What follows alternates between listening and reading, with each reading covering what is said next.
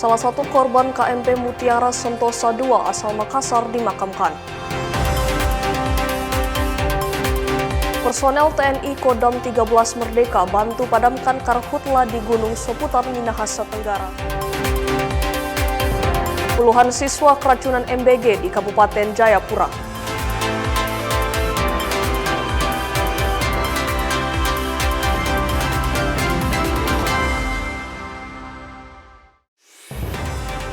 Selamat pagi saudara, kita berjumpa kembali dalam program Kompas Pagi. Selain ketiga sorotan tadi, Anda juga bisa menikmati beragam informasi menarik dari sejumlah daerah di Indonesia Timur yang dihimpun tim redaksi Kompas TV. Bersama saya Megumi Sumah, inilah Kompas Pagi selengkapnya, hanya di Kompas TV, independen, terpercaya.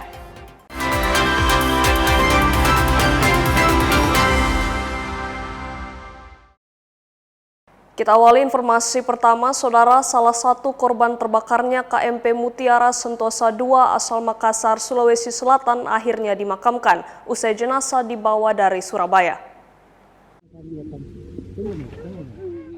Isak tangis keluarga mengiringi prosesi pemakaman Siti Fatimah, korban kebakaran KMP Mutiara Sentosa II di perairan Kabupaten Sumeneb, Jawa Timur. Siti Fatimah dimakamkan di tempat pemakaman umum Nipa-Nipa. Sebelumnya, jenazah Siti Fatimah diidentifikasi tim DVI Polri sebagai salah satu dari 5 korban meninggal dunia dalam insiden tersebut. Setelah datang ini orang ke rumah dari polisi juga datang memberitahukan ciri-ciri dengan ininya sesuaikan dengan NIK, sudah dipastikan bahwa dia. Hari apa itu? Hari Senin. Nah, tadi setelah tiba langsung bantu sama rekan-rekan dari DVI ya, Dokpol ya. Bantu Sini. ya. Lagi.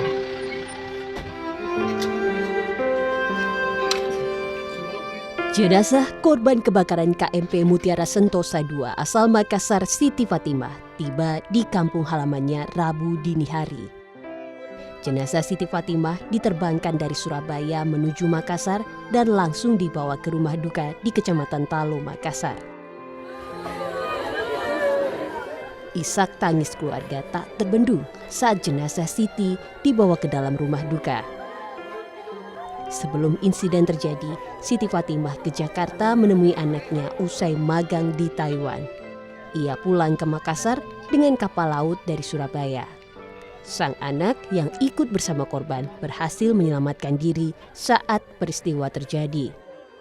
Pulang ke kampung sini, Pak. Oh, dia kan memang asli di sini.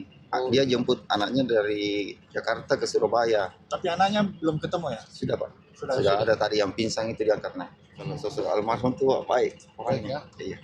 Karena saya yang paling dekat sama kakak saya, Pak. Karena bersampingan rumah. Bersampingan rumah, Pak ya, kamu Siti Fatimah ini. Kepala Kantor Basarnas Makassar turut mengantarkan jenazah almarhumah ke rumah duka. Ia mewakili pemerintah menyampaikan duka mendalam atas peristiwa ini. Kami menyerahkan jenazah almarhumah kepada pihak keluarga untuk dimakamkan. Rencananya besok ya, Pak ya, dimakamkan di kuburan keluarga. Jenazah dikubur di pemakaman keluarga di kawasan Nipa-Nipa, Makassar, Sulawesi Selatan. Asis Amin, Kompas TV Makassar, Sulawesi Selatan.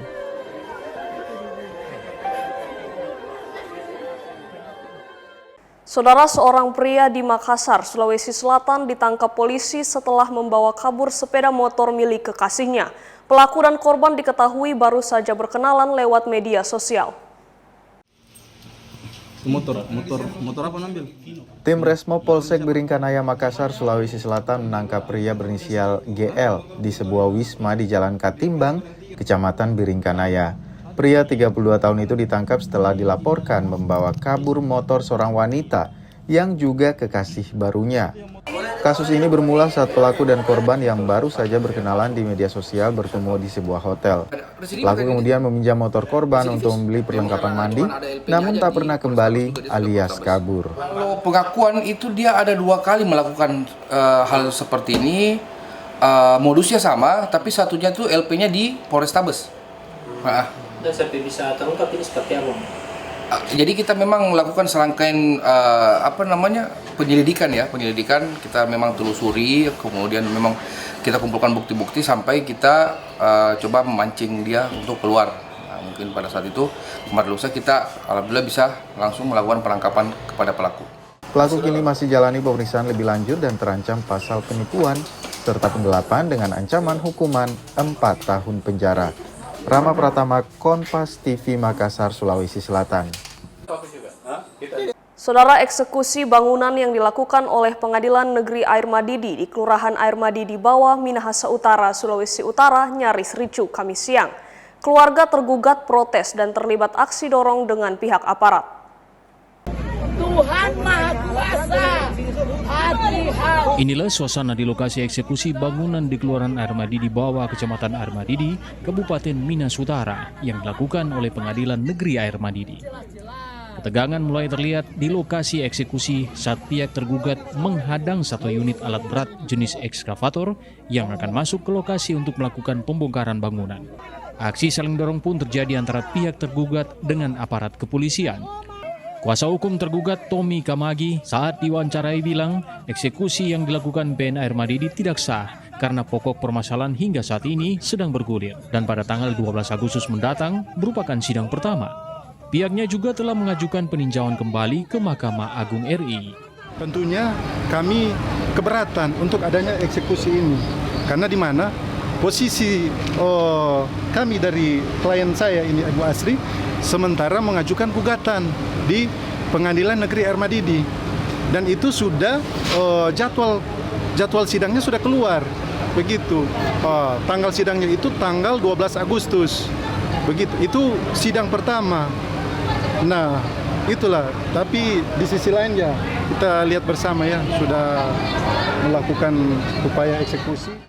Sementara pihak Pengadilan Negeri Air Madidi saat membacakan perihal eksekusi mengacu pada putusan Pengadilan Negeri dan Mahkamah Agung. Membaca surat permohonan eksekusi tanggal 22 September 2025 dari Saudara Gary Hatamawiwi, Sarjana Hukum, dan Stanley Soiduling, Sarjana Hukum, yang pada pokoknya memohon agar putusan Pengadilan Negeri Air Madidi tanggal 7 November 2024 nomor 8 garing PDTG garing 2024 garing PNRM Junto putusan Pengadilan Tinggi Manado tanggal 16 Januari 2025 nomor 185 garing PDT garing 2024 garing PT MND Junto putusan Mahkamah Agung RI tanggal 14 Juli 2025 nomor 3171K garing PDT garing 2025 yang telah mempunyai kekuatan hukum tetap agar dapat dilaksanakan. Selain aparat kepolisian, pengamanan proses eksekusi ini juga turut dibantu oleh personil TNI dan Satpol PP. Jimmy Dapar, Kompas TV, Minahasa Utara, Sulawesi Utara. Saudara, Lembaga Pemasyarakatan Kelas 2A Kupang, Nusa Tenggara Timur menggelar pemeriksaan tes urin bagi petugas dan warga binaan pemasyarakatan. Langkah ini dilakukan sebagai bagian dari komitmen mewujudkan lingkungan lapas yang bersih dari penyalahgunaan narkoba. Puluhan petugas dan warga binaan satu persatu menjalani pemeriksaan tes urin di lingkungan lapas kelas 2A Kupang. Kegiatan ini melibatkan tenaga medis klinik Pratama Cendana Lapas Kupang, serta didampingi oleh Badan Narkotika Nasional Kota Kupang. Pemeriksaan berlangsung terbuka dan diawasi ketat demi memastikan seluruh proses berjalan transparan. Tes urin ini menjadi bagian dari deteksi dini untuk mencegah penyalahgunaan maupun peredaran gelap narkoba di dalam lapas. Dari hasil pemeriksaan, seluruh sampel urin petugas maupun warga binaan dinyatakan negatif. Hasil ini membuktikan kondisi lapas Kupang dalam keadaan aman dan bebas dari penyalahgunaan zat terlarang. Yang kita lakukan sekarang adalah pemeriksaan urin narkotika rutin. Nah, ini pemeriksaannya dilakukan rutin tiap bulan, sekali sebulan, yang melibatkan petugas serta warga binaan juga. Nah, tujuannya itu untuk sebagai deteksi dini apakah ada penggunaan obat-obatan atau narkotika yang tentunya pasti dilarang di lingkungan lapas, seperti itu. Nah, biasanya ini sudah berlangsung lama dan memang rutin dan selalu dilakukan untuk sebagai usaha dari pihak lapas agar segala yang masuk atau dikonsumsi itu benar-benar bisa dipantau, atau Kalau misalnya itu termasuk obat-obatan, jadi artinya itu benar-benar dari klinik, dari resep klinik, resep dokter yang resmi dari lapas, seperti itu. Kedepan tes urin akan terus dilakukan secara berkala maupun mendadak. Utamanya agar komitmen memberantas narkoba bukan hanya menjadi seremonial belaka, melainkan wujud budaya kerja di lingkungan pemasyarakatan.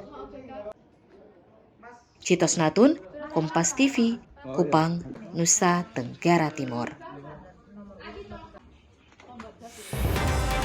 Saudara, informasi personel TNI Kodam 13 Merdeka bantu padamkan karhutla di Gunung Soputan, Minahasa Tenggara, Sulawesi Utara akan kami hadirkan sesaat lagi. Tetaplah bersama kami di Kompas Pagi.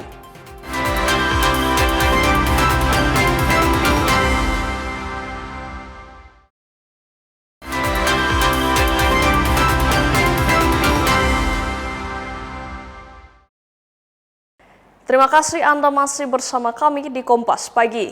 Saudara, sejumlah personel TNI dari Kodam 13 Merdeka dikerahkan untuk membantu pemadaman kebakaran hutan dan lahan yang terjadi di Gunung Soputan, Kabupaten Minahasa Tenggara, Provinsi Sulawesi Utara, Rabu sore. Inilah visual saat prajurit TNI dari jajaran Kodam 13 Merdeka melakukan upaya pemadaman kebakaran hutan dan lahan yang terjadi di sekitar kawasan hutan lindung Gunung Soputan, Kabupaten Minahasa Tenggara. Meski harus menghadapi medan yang sangat menantang, langkah para prajurit tidak terhenti demi memutus kobaran api yang masih membakar areal tersebut. Bersama tim gabungan pemerintah daerah dan kepolisian setempat, para petugas berupaya semaksimal mungkin melakukan pemadaman api. Dalam keterangan tertulis yang diterima Kompas TV, Pangdam 13 Merdeka Maijen TNI Mirsa Agus menyebut pengerahan prajurit TNI di jajaran Kodam 13 Merdeka, Korem 131 Santiago dan Kodim 1302 Minahasa merupakan bentuk penanganan kebakaran bersama lintas sektor. Kehadiran prajurit TNI dalam memperkuat personil gabungan bertujuan untuk melakukan langkah pemadaman, membantu membuka akses menuju lokasi kebakaran, serta mitigasi agar kebakaran tak semakin meluas. Diketahui kebakaran hutan dan lahan di areal hutan lindung Gunung Soputan yang terjadi sejak Minggu 2 Agustus lalu telah meluas hingga ratusan hektar dan masih terjadi hingga Kamis 6 Agustus. Musim kemarau dengan tiupan angin kencang menjadi tantangan tersendiri dalam upaya mengendalikan kebakaran hutan dan lahan. Yana Mega Singal, Kompas TV, Minahasa Tenggara, Sulawesi Utara. Saudara, upaya pemadaman api di kawasan hutan lindung Soputan masih terus dilakukan petugas hingga Kamis sore. Pemerintah setempat bersama TNI Polri berupaya mencegah meluasnya kebakaran dengan mengerahkan sejumlah mobil pemadam. Hingga Selasa 4 Agustus, petugas gabungan terus berjuang memadamkan api meski menghadapi kondisi medan yang sulit. Beginilah situasi kebakaran hutan lindung di kawasan Gunung Soputan di Minahasa Tenggara, Sulawesi Utara. Hingga Kamis 6 Agustus, petugas gabungan dari unsur TNI Polri, pemadam kebakaran, dan BPBD setempat terus berupaya meredamkan api yang terus meluas. Sejumlah titik api berhasil dipadamkan petugas, namun di titik lainnya api masih terus membesar dan meluas karena kencangnya angin dan tumbuhan yang mengering dan mudah terbakar. Dalam upaya pemadaman kebakaran hutan ini, selain ratusan personil, juga 9 unit mobil pemadam kebakaran dikerahkan, antara lain mobil damkar dari Yonif TP916BS, damkar Kodim 1302 Minahasa, damkar Pemkab Minahasa Tenggara, water cannon, serta Polres Minahasa. Kebakaran di Gunung Soputan sudah berlangsung sejak hari Minggu 2 Agustus dan diperkirakan telah menghanguskan hutan dan lahan hingga 600 hektar. Tim Liputan Kompas TV, Minahasa Tenggara, Sulawesi Utara. Saudara, pemerintah terus berupaya untuk mencegah penyebaran api agar tidak semakin meluas di kawasan Gunung Soputan. Personel lintas instansi baik pemerintah setempat dan TNI Polri terus berupaya mencegah penyebaran titik api. Kebakaran hutan lindung di kawasan Gunung Soputan, Kabupaten Minahasa Tenggara terjadi pada hari Minggu sekitar pukul 9:45 waktu Indonesia bagian tengah. Hingga kini petugas gabungan masih terus melakukan upaya pemadaman karena titik-titik api belum sepenuhnya berhasil dikendalikan. Kepala Dinas Kehutanan Daerah Provinsi Sulawesi Utara, Rainer Dondokambe, mengungkapkan, sejak hari pertama kebakaran, petugas gabungan telah diterjunkan untuk melakukan penanggulangan dan membatasi penyebaran api di kawasan hutan lindung tersebut.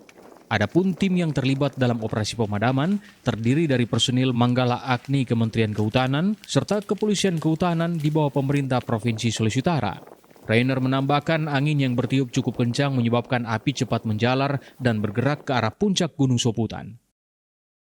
Dari kemarin hari, dari semenjak hari Minggu kemarin, sudah melakukan tindakan pencegahan atau tindakan penanggulangan kebakaran.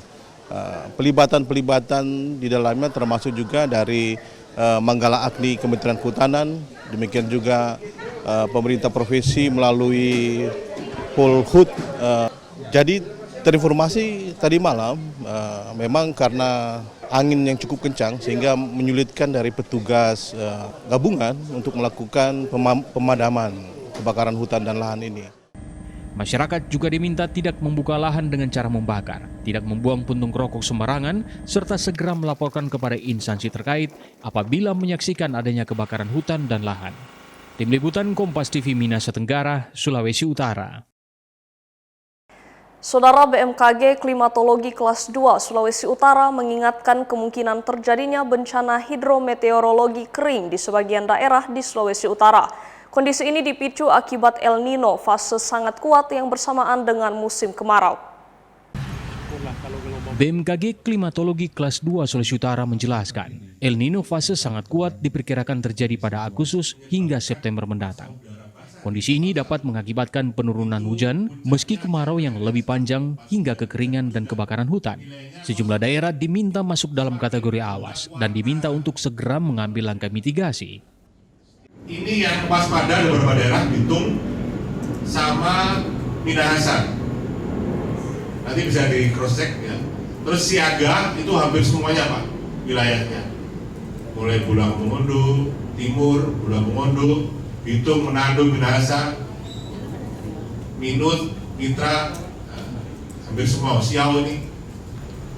Nah ini akan biasanya bertambah di update bulan Agustus nanti. Akan muncul di awas, biasanya begitu. BMKG menyatakan Sulawesi Utara perlu mewaspadai dampak dari terjadinya bencana hidrometeorologi seperti gagal panen dan kebakaran hutan. Swingli Manderes, Kompas TV Manado, Sulawesi Utara. Sementara dari Merauke, Saudara, Stasiun Meteorologi Mopah Merauke menyatakan Kabupaten Merauke saat ini telah memasuki puncak musim kemarau yang diperkirakan berlangsung hingga akhir September, bahkan berpotensi berlanjut sampai November 2026. Suhu maksimum yang tercatat dalam 10 hari terakhir masih berada di kisaran 30 hingga 31 derajat Celcius dan masih dalam kategori normal. Suhu maksimum yang tercatat dalam 10 hari terakhir masih berada di kisaran 30 hingga 31 derajat Celcius dan masih dalam kategori normal. Sementara itu, jumlah titik panas di Papua Selatan masih berfluktuasi. Jumlah titik panas sempat mencapai sekitar 1.200 titik per hari, namun berdasarkan pemantauan terbaru turun menjadi 400 titik. Kabupaten Merauke dan Kabupaten Mapi menjadi dua wilayah di Papua Selatan yang memiliki banyak titik panas. Hal ini dipengaruhi kondisi lahan gambut yang mudah mengering saat musim kemarau sehingga rentan memicu kebakaran. Berdasarkan pantauan alat kami, suhu tertinggi dalam 10 hari terakhir itu paling tingginya ada di 30 sampai dengan 31 derajat Celcius. Sepertinya masih di kategori yang normal ya, dengan suhu yang segitu. Jadi kadang-kadang dalam satu hari itu bisa mencapai 1.200 titik, tapi per hari ini tadi saya pantau itu alhamdulillahnya berkurang hanya 400. Itu ada di Kabupaten Merauke yang paling banyak, dan yang kedua itu ada di Kabupaten Mapi. Kedua kabupaten ini itu punya topografi wilayah itu lahannya tuh berupa lahan gambut. Gesekan ranting saja itu sudah bisa untuk menghasilkan api. BMKG menghimbau masyarakat untuk tidak membuka lahan dengan cara membakar selama musim kemarau. Serta pemerintah juga diharapkan meningkatkan patroli di kawasan rawan kebakaran guna mencegah meluasnya kebakaran lahan di Merauke dan wilayah Papua Selatan. Kathleen Romera, Kompas TV Merauke, Papua Selatan. Saudara, puluhan siswa keracunan MBG di Kabupaten Jayapura. Informasi ini akan kami hadirkan usai jeda. Tetaplah bersama kami.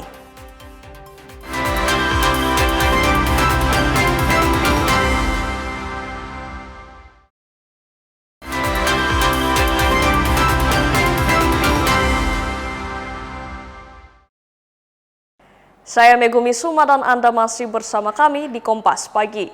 Saudara, meski tidak ada pengurangan pasokan dan gangguan distribusi BBM jenis Pertalite, antrean panjang terus mengular di sejumlah SPBU di Kota Gorontalo sepekan terakhir.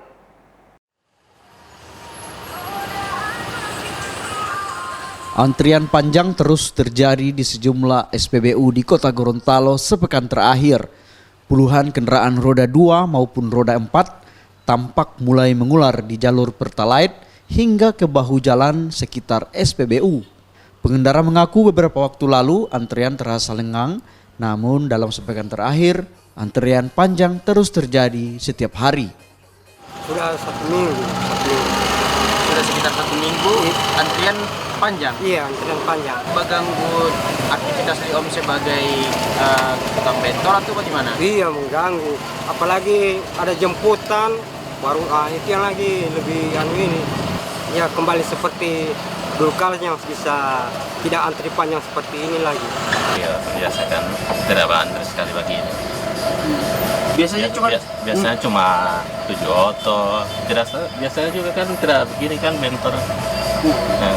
Biasanya cuma 7 oto, ini sampai puluhan kira-kira. Iya, so kiri kanan bagi. Tapi sempat kepikiran untuk mau pindah di ini nggak bang? Pertamax begitu? Tidak juga.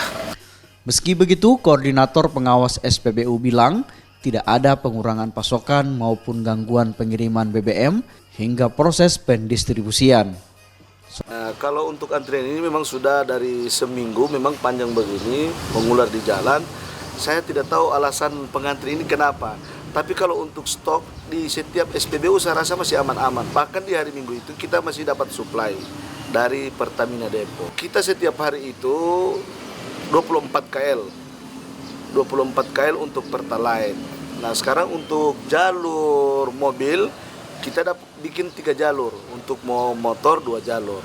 Harusnya kalau kita bikin 3 jalur itu antriannya tidak terlalu panjang, tapi sampai dengan saat ini masih panjang juga. Pihak SPBU juga menambah jalur antrian untuk BBM jenis Pertalite demi mengantisipasi adanya penumpukan hingga ke badan jalan. Fikar Buntuan, Kompas TV, Gorontalo. Sementara di Merauke, saudara, SPBU di Kabupaten Merauke mulai menerapkan panduan pengawasan dan pendistribusian BBM bersubsidi sesuai surat edaran Gubernur Papua Selatan yang diterbitkan pada 1 Agustus lalu. Salah satu isi edaran dalam edaran tersebut yakni kendaraan dengan plat nomor luar Papua Selatan tidak lagi dilayani untuk pembelian Pertalite maupun biosolar dan hanya dapat membeli BBM non-subsidi. Penerapan aturan tersebut mulai disosialisasikan oleh pihak SPBU sejak Senin 3 Agustus 2026. Kebijakan ini merupakan tindak lanjut dari surat edaran Gubernur Papua Selatan mengenai panduan pengawasan dan pendistribusian BBM bersubsidi agar penyalurannya lebih tepat sasaran. Dalam penerapannya, kendaraan dengan plat nomor wilayah Papua tetap dapat membeli BBM bersubsidi, namun hanya dilayani selama STNK kendaraan masih berlaku. Sementara kendaraan berplat luar daerah hanya dilayani untuk pembelian BBM non-subsidi seperti Pertamax dan Dexlite. Pengendara yang belum memasang plat nomor juga diminta melengkapi identitas kendaraannya. Mulai sekarang ini, per Senin kemarin itu sudah mulai kami sosialisasikan kepada masyarakat bahwa yang kami melayani ke depannya itu untuk subsidi, pelayanan subsidi itu wajib yang berplat Papua. Untuk plat luar kami jelas tidak melayani. Yang dalam arti tidak melayani itu adalah Pertalite ataupun biosolar. Kami layani dengan berupa Pertamax dan produk Dexlite. Beberapa masyarakat yang memang bicara langsung sama saya, mereka beranggapan sisi positifnya bagus karena pengendaraan di Kota Merauke khususnya ini kan sangat padat dan didominan juga dengan plat-plat luar. Pihak SPBU juga mengaku belum menerima penolakan dari pemilik kendaraan berplat luar daerah. Melalui penerapan aturan ini, pemerintah daerah berharap distribusi BBM bersubsidi di Papua Selatan semakin tepat sasaran dan diprioritaskan bagi masyarakat yang memenuhi ketentuan.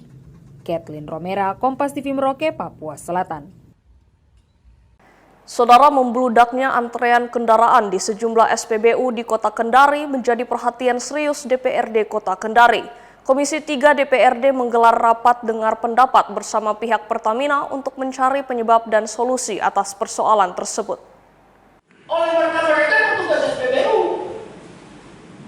Rapat dengar pendapat yang digelar Komisi 3 DPRD Kota Kendari bersama Pertamina RDP dilakukan setelah antrean panjang kendaraan yang hendak mengisi BBM terus terjadi di Kendari. Dalam rapat tersebut terungkap salah satu penyebab panjangnya antrean lantaran banyak kendaraan yang lakukan pengisian BBM secara berulang kali. Mereka sengaja lakukan pengisian berulang lantaran hendak dijual secara enceran. Mereka isi hari ini itu boleh isi lagi besok. Makanya ini yang memicu terjadinya spekulan. Hanya kan problemnya ini harus diawasi, kan harus dilihat. Pertanyaannya, ini digunakan untuk apa? Nah berarti memang kewenangan, kalau dengan itu berarti kewenangan Pertamina selesai. Berarti apa yang harus turun KPH?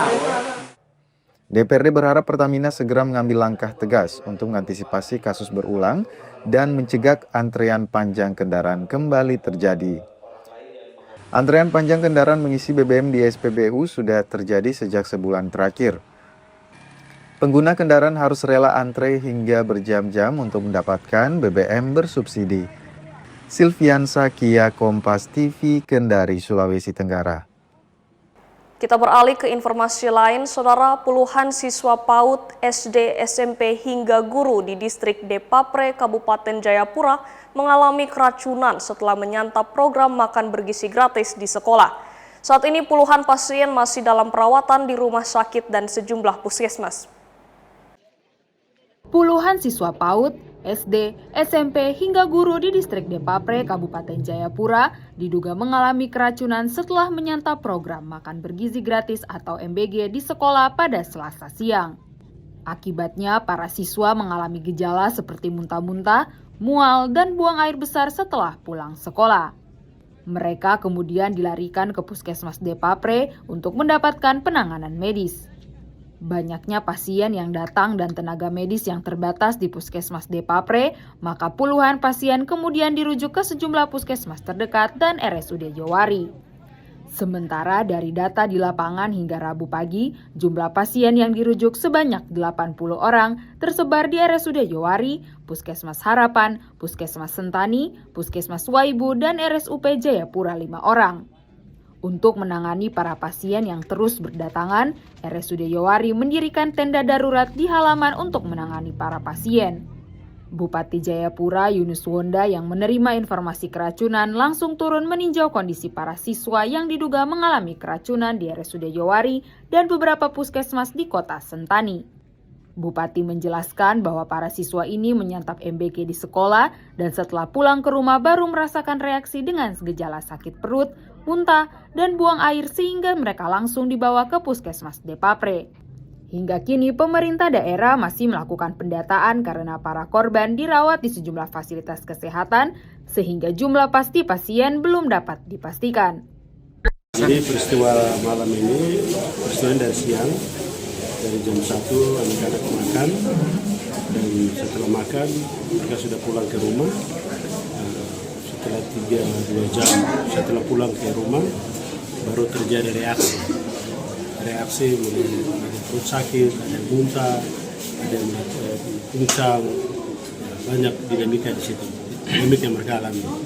Sehingga tadi jam 7 jam 8 baru bisa berangkatkan ke rumah sakit ini. Kami belum tahu jumlah pasti, pemerintah belum tahu. Saya dari awal sudah ada di sini, pantau yang di sini di rumah sakit Jowari, pantau yang di rumah sakit. Hingga Rabu pagi, pemerintah Kabupaten Jayapura bersama tenaga kesehatan masih terus memantau perkembangan kondisi para pasien serta melakukan pendataan terhadap seluruh siswa yang diduga terdampak kasus keracunan MBG tersebut. Vindi Rahmeni, Kompas TV Jayapura, Papua.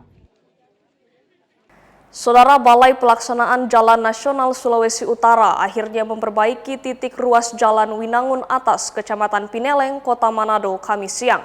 Perbaikan jalan ini dilakukan setelah viral dan banyak disoroti warga sebagai sumber kemacetan. Perbaikan jalan rusak di Winangun Atas, Kecamatan Pineleng, Kota Manado akhirnya selesai dilakukan. Perbaikan berupa penutupan lubang jalan dilaksanakan oleh BPJN Sulut pada Kamis siang mulai pukul 11.00 WITA hingga 12:45 WITA. Selama proses perbaikan berlangsung, arus lalu lintas di jalan penghubung Manado dan Tomohon sempat mengalami kemacetan. Namun kemacetan tidak berlangsung lama karena pekerjaan perbaikan selesai. Hari, kenapa dilaksanakan siang? Seharusnya tadi malam. Nah, untuk konfirmasi material PAP, patching, ada kendala di alat, sehingga tidak ada produksi. Nah, produksi nanti dilakukan dari jam 7, sehingga kami hanya bisa mencoba patching itu sekitar jam 11 dengan 12. Masyarakat kami mohon bersabar karena hari ini juga masih jalan ini sudah selesai. Meski sudah diperbaiki, namun pihak BPJN juga harus memperhatikan saluran pembuangan air yang belum memadai di ruas jalan tersebut. Karena jika hujan, air sering tergenang dan membuat aspal berlubang. Swingli Manderes, Kompas TV Manado, Sulawesi Utara. Informasi lain, saudara, terik matahari yang menyengat tidak menyurutkan semangat puluhan anggota Paskibraka Kota Manado yang tengah menjalani latihan intensif menjelang upacara peringatan Hari Kemerdekaan Republik Indonesia ke-81. Meski harus berlatih berjam-jam di bawah paparan sinar matahari, para anggota Paskibraka tetap menunjukkan disiplin dan kesungguhan demi menjalankan tugas pengibaran bendera merah putih. Di bawah terik matahari yang menyelimuti Kota Manado, 38 anggota Paskibraka terpilih terus menjalani latihan pengibaran bendera merah putih sebagai persiapan upacara peringatan Hari Kemerdekaan Republik Indonesia ke-81. Kondisi cuaca yang panas menjadi salah satu tantangan terberat dalam proses latihan. Meski demikian, latihan tetap berlangsung secara intensif mulai pukul 7.00 pagi hingga 17.00 WITA. Selama latihan, para anggota dituntut tetap menjaga konsentrasi, ketahanan fisik, serta kekompakan gerakan, meski berada di bawah paparan sinar matahari dalam waktu yang cukup lama. Cuacanya agak ekstrim. Untuk latihannya kita pertama dari tahapan stamina, pemotongan stamina. Setelah sudah jadi, baru kita ada waktu istirahat yang agak yang banyak ya, tapi setiap satu kali gerakan kita istirahat, latihan sejam, istirahat 15 menit, minum, baru latihan lagi, baru istirahat lagi 5 menit, supaya dalam rangka menjaga dompet kebugaran.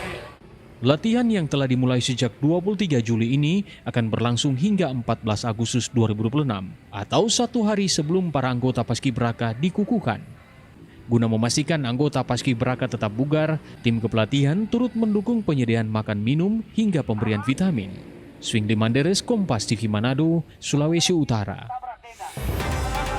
Saudara, usai jeda kami akan kembali dengan informasi Mendikti Saintek RI tunjuk Jamaludin Jompa PLT Rektor Unstrat Manado. Tetaplah bersama kami di Kompas Pagi.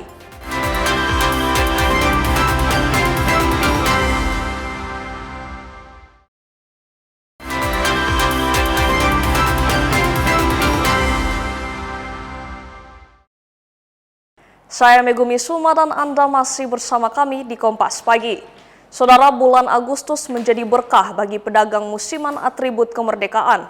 Di Kota Ambon, mereka mulai memadati sejumlah tepi jalan dengan beragam bendera merah putih dan hiasan 17 Agustus untuk memenuhi permintaan masyarakat yang terus bertambah menjelang HUT ke-81 Republik Indonesia.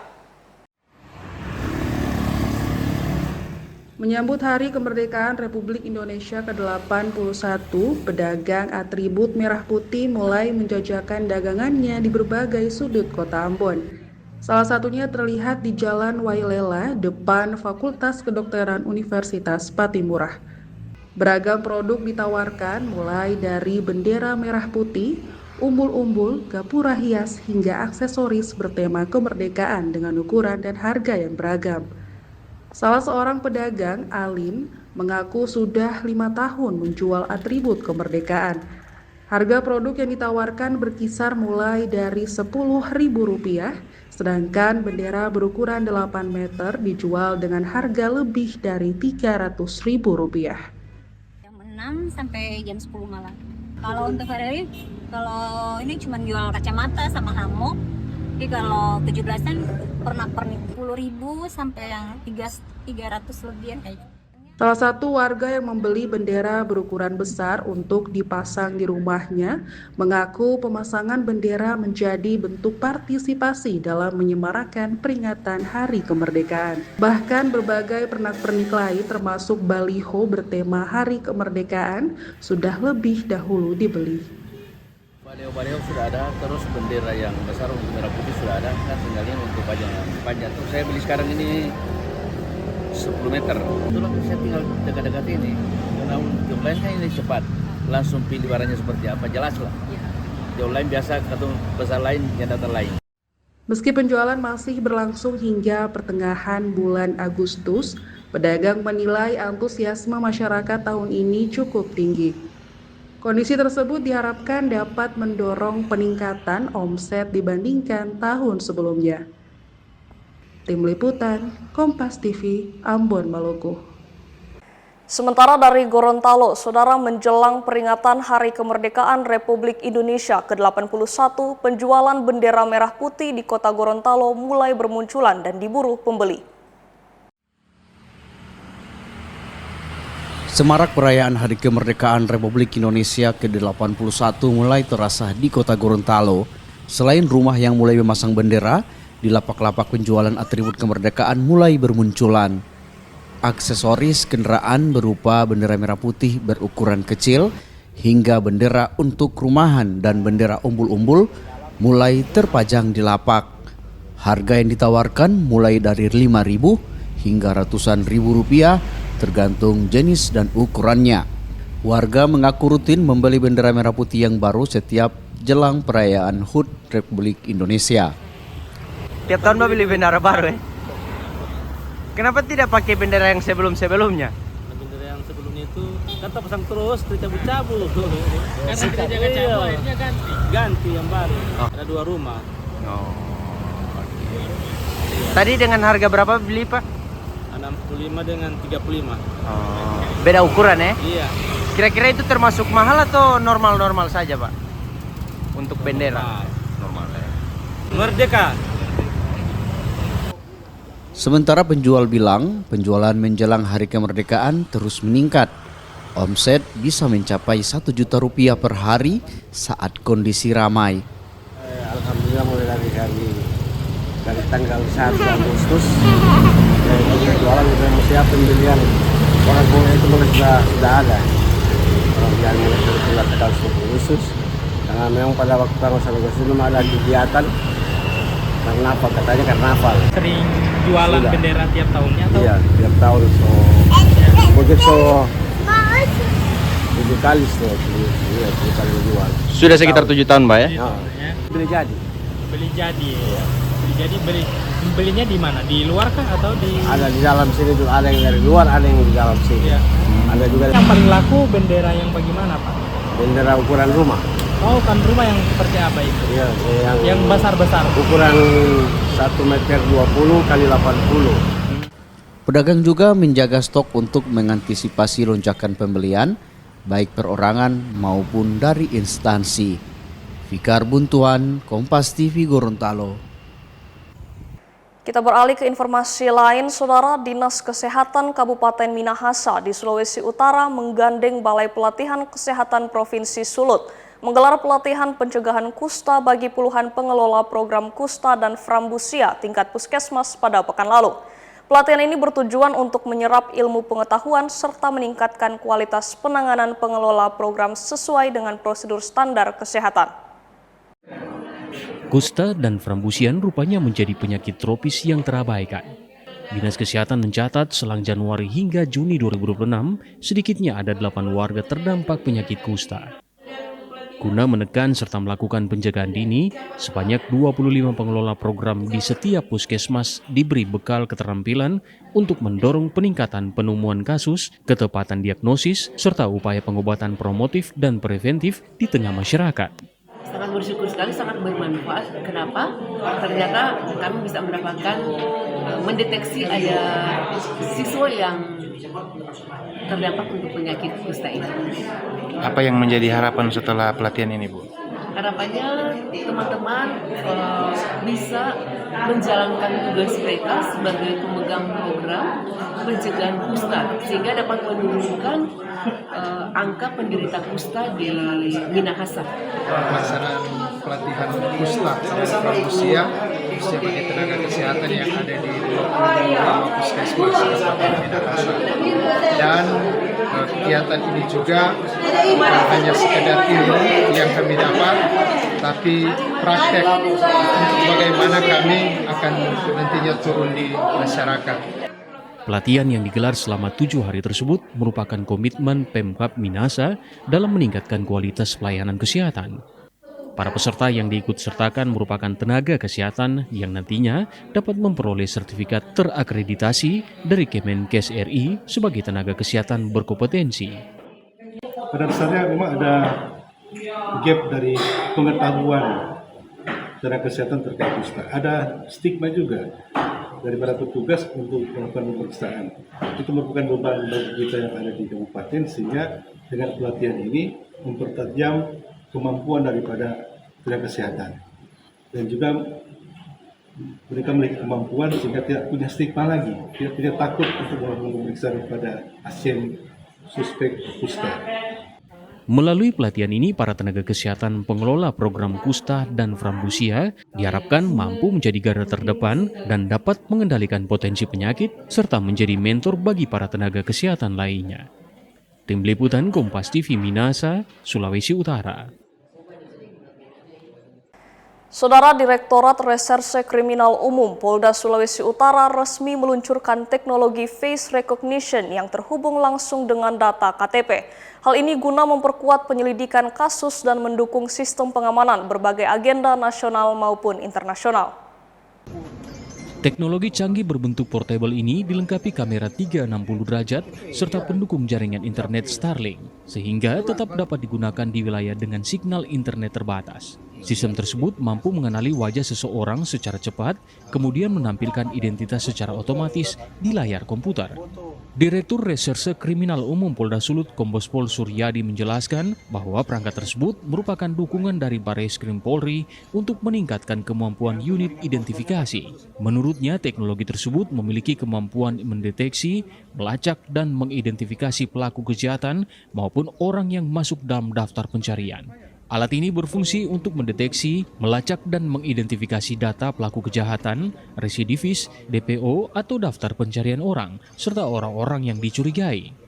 Dalam rangka untuk mendukung tugas-tugas operasional kepolisian, terutama adalah alat untuk bisa mendeteksi ataupun melacak database para pelaku, kemudian orang-orang yang dicurigai, yaitu alat yang dinamakan face recognition. Tadi kita peragakan, kita sudah bisa melaksanakan praktek 100%. Kehadiran teknologi ini diharapkan mempercepat proses identifikasi sekaligus meningkatkan efektivitas pengamanan pada berbagai kegiatan besar di Sulawesi Utara. Jimmy Dapar, Kompas TV Manado, Sulawesi Utara. Saudara Mendikti Saintek Republik Indonesia memberi surat tugas kepada Prof. Jamaluddin Jompa sebagai pelaksana tugas Rektor Universitas Samratulangi Manado, menggantikan Profesor Berti Sompi. Meski masa jabatan Rektor Unsrat Berti Sompi akan berakhir pada tanggal 21 Desember 2026 mendatang, namun pihak Unsrat telah menerima surat perintah dari Mendikti Saintek terkait penggantian Rektor. Profesor Jamaluddin Jompa resmi menjabat PLT Rektor Unsrat. Jamaluddin Jompa diketahui juga sebagai Rektor Universitas Hasanuddin Makassar dan resmi menjalankan tugasnya sejak Rabu 5 Agustus 2026. Sementara pihak Universitas Samratulangi melalui Humas Unsrat Manado, Max Rambaing bilang pihaknya belum bisa membeberkan terkait penyebab pergantian Rektor Unsrat. Bahwa terhitung hari ini Unsrat dipimpin oleh PLT menurut pemberian tugas atau perintah Menteri Pendidikan Tinggi dan Sains Teknologi, bahwa terhitung hari ini yang menjabat sebagai Rektor Unsrat adalah PLT. namanya Profesor Dr. Insinyur Jamaluddin Jompa MSc. Ya, minta maaf, mungkin konfirmasi saja ke Humas Kementerian karena kami hanya membaca surat tentang penetapan. Jimmy Dapar, Kompas TV Manado, Sulawesi Utara. Saudara, pemerintah Provinsi Sulawesi Utara berhasil meraih predikat opini kualitas tinggi tanpa maladministrasi dari Ombudsman Republik Indonesia. Pemerintah Provinsi Sulawesi Utara meraih capaian positif dalam upaya meningkatkan kualitas pelayanan publik. Berdasarkan hasil evaluasi Ombudsman Republik Indonesia tahun 2025, pemerintah Provinsi Sulawesi Utara berhasil meraih nilai 84,18 dengan predikat opini kualitas tinggi serta dinyatakan bebas dari maladministrasi. Capaian tersebut disampaikan dalam kegiatan entry meeting Opini Ombudsman RI dalam penilaian maladministrasi pelayanan publik tahun 2026 yang berlangsung di Ruang Mapalus Kantor Gubernur Sulawesi Utara. Gubernur Sulawesi Utara Maijenteni Purnawirawan Julius Silvanus menyampaikan apresiasi kepada seluruh jajaran perangkat daerah yang berada di lingkungan pemerintah Provinsi Sulawesi Utara atas kerja keras dan dedikasi yang ditunjukkan dalam meningkatkan kualitas pelayanan kepada masyarakat. Evaluasi Ombudsman Republik Indonesia tahun 2025 membuahkan hasil membanggakan dengan raihan nilai 84,18 dan berhak atas predikat opini kualitas tinggi tanpa maladministrasi. Kepada seluruh pemerintah daerah dan instansi vertikal, mari kita padukan langkah dan satukan persepsi. Mari kita manfaatkan entry meeting ini untuk memperkuat sinergi dengan Ombudsman Republik Indonesia demi mewujudkan pelayanan publik yang makin prima. Pimpinan Ombudsman Republik Indonesia Abdul Gofar mengatakan, penilaian tersebut bertujuan untuk mendorong peningkatan kualitas pelayanan publik sekaligus meningkatkan kepatuhan penyelenggara terhadap produk pengawasan Ombudsman. Kehadiran Ombudsman sebagai lembaga negara yang independen bukanlah untuk mencari kesalahan pada unit penyelenggara pelayanan publik. Fungsi utama Ombudsman adalah melakukan pencegahan maladministrasi serta pemeriksaan terhadap dugaan pelanggaran dalam penyelenggaraan pelayanan publik. Jadi di dalam fungsi pencegahan itu, sekalian, yang dilakukan itu adalah salah satunya melakukan penilaian opini. Kalau BPK memiliki opini wajar tanpa pengecualian, misalnya opini BPK, maka kita juga memiliki opini Ombudsman. Kita melakukan audit pelayanan publik. Dan hari ini tadi sudah diketok oleh Pak Gubernur, Pak Jenderal, ya kan, per hari ini, detik ini, tim Ombudsman sudah akan bekerja. Artinya mulai besok, ya mohon Bapak dan Ibu sekalian berkenan ketika ada tim kami yang masuk ke kantor-kantor Bapak dan Ibu sekalian. Gubernur Sulawesi Utara mengajak seluruh jajaran pemerintah daerah dan instansi vertikal untuk menyatukan langkah serta memperkuat sinergi dengan Ombudsman Republik Indonesia. Upaya tersebut diharapkan dapat mendorong terwujudnya pelayanan publik yang semakin prima, adil, transparan, dan memberikan manfaat bagi seluruh masyarakat Sulawesi Utara. Tim Liputan Kompas TV Manado, Sulawesi Utara. Informasi olahraga tadi menutup perjumpaan kita dalam program Kompas Pagi. Saya Megumi Sumah bersama kru yang bertugas mengucapkan terima kasih atas kebersamaan Anda. Tetap saksikan rangkaian program berita di Kompas TV, independen, terpercaya.